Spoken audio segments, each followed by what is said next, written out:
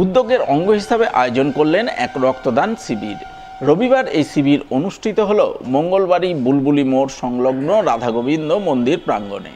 শিবিরে এলাকার যুবক যুবতীরা খুশি খুশি মনে রক্তদান করেন।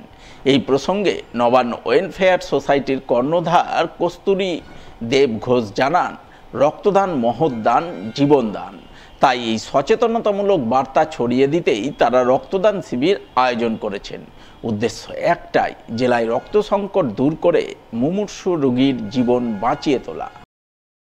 দুর্গাপূজা 2025 উপলক্ষে আমরা উৎসবে রক্তদান কর্মসূচি পালন করছি। রক্তদান জীবনদান, রক্তদান মহৎদান।